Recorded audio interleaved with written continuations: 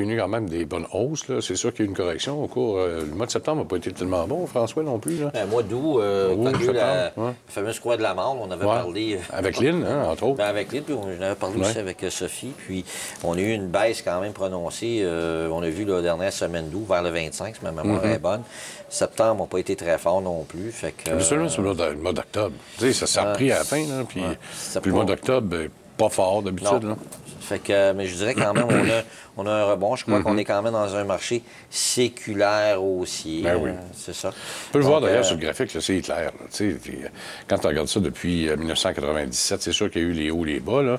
Dans la crise de 2000, on a tout fait après, ça a eu septembre 2001 là, qui est venu contrecarrer un peu. Puis à 2002, c'est reparti, là, mais c'était parti artificiellement. Ouais. Puis à la crise de 2008, là, c'est pas une crise financière, c'est une crise bancaire. C'est ça. Tout le monde a fait des folies, puis il a prêté à n'importe qui.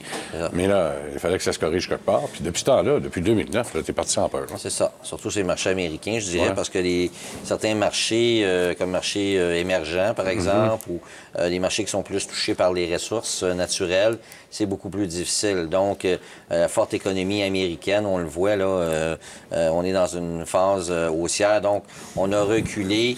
On n'a rien fait, disons, de avril-mai jusqu'à tout dernièrement. En termes de rendement, on le voit, là, pour un investisseur passif qui investit dans un indice de façon passive, cette année, n'a quand même pas fait de rendement. On l'a vu là, au début de l'émission. Ouais. Donc, ça dépend où, là, parce que la devise canadienne est une UTD là, pour le S&P 500. C'est ça. Donc, nous, c'est ça, les gens, comme on parle avec nos clients cette année, ont des rendements positifs, mais quand on leur dit, on dit c'est à cause de la devise, parce que vous êtes en devise étrangère, américaine, et c'est ça qui a produit un rendement positif. Nonobstant tout ça, on n'a pas eu vraiment de croissance spécifique. Là, si on regarde nos banques américaines ou quoi que ce soit, ou les secteurs, c'était quand même plus difficile. Par contre, quand ça recule, quand même, on était autour de 17 fois les bénéfices au mois de juillet. Puis quand même, on prônait la prudence, on le disait à nos gens, même les auditeurs ici, et on a reculé autour de 15 fois. Là, ça se dit, bien écoute, est-ce qu'il y a des aubaines? Alors les gens, à ce moment-là, vont s'y investir dans des titres de qualité ou des secteurs de qualité. Je sais pas, moi, ça peut être des compagnies comme BlackRock. Bon, il y en a acheté du Disney, mais Disney, bon, pour les investisseurs valeurs, ils le trouvent toujours à prime ou cher, là, mais il a quand même reculé là, de 27 %. Donc, puis là, avec la franchise de Star Wars. La folie est en train de pogner. C'est ça. Fait que ça peut amener de l'eau au moulin. Donc, d'arriver sur repli, puis c'était sain parce que ça permet de faire le plein de titres de qualité. Ça commence à être raisonnable un peu, ou il faut attendre le plancher séculaire là, qui est à peu près autour de 12,5 $. Moi, je vous dirais que. Non, c'est ça, c'est que c'est de trouver, par exemple, certains titres que malgré que la moyenne, au niveau du marché qui est autour de 15 fois, mais c'est d'essayer de creuser ou de fouiller ou de trouver des titres qui vont se ranger peut-être à 11 fois. OK.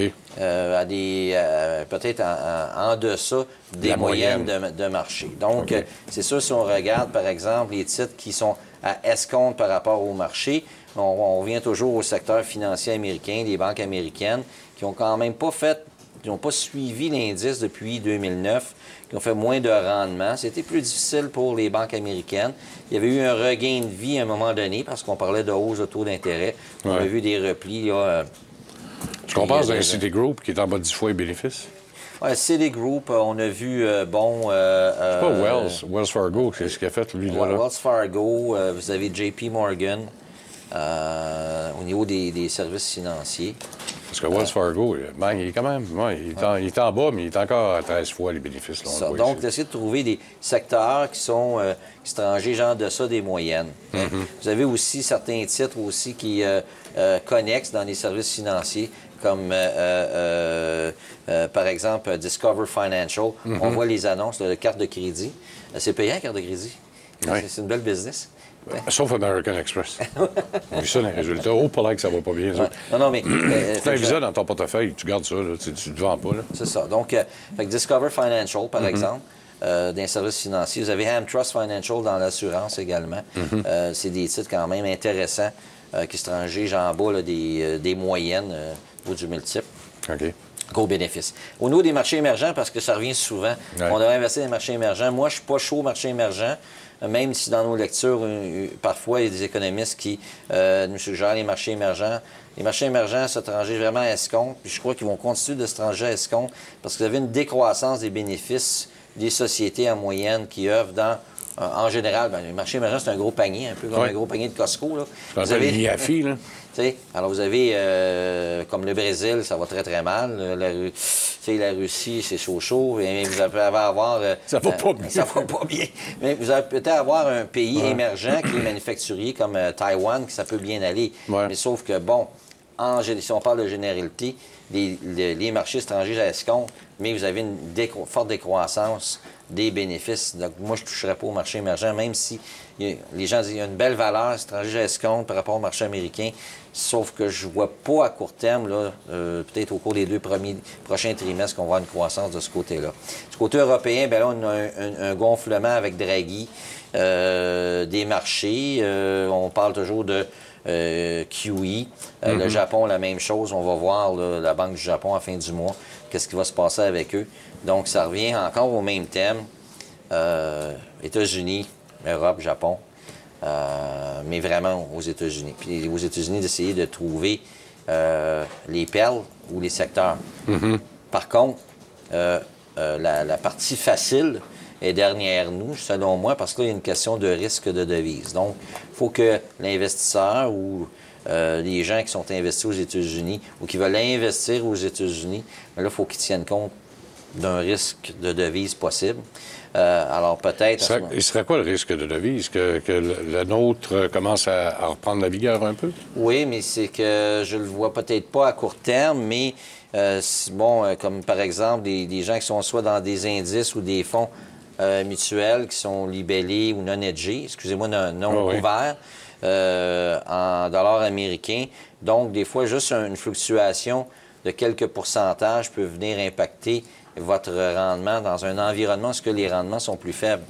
Donc, si vous avez une progression de 10 ou 8 vous avez une fluctuation de la devise de 3-4 ça viendrait impacter votre rendement. Bon, OK. Si minime soit-il. Les petits titres, là je voyais Magna, Tata Motors, Amtrust, Discovery, tu en as parlé un peu, là, Magna, puis Tata.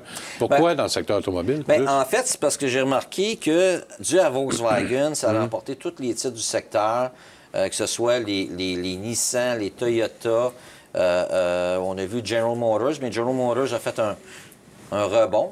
C'est parce que le résultat était bon. C'est ça. Donc, le titre a reculé. Le secteur est emporté.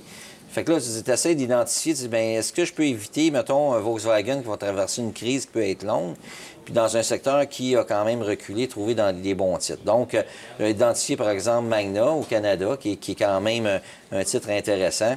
Tata Motors, bien là, on est quand même dans un titre qui peut avoir une valeur intéressante, qui avait beaucoup reculé.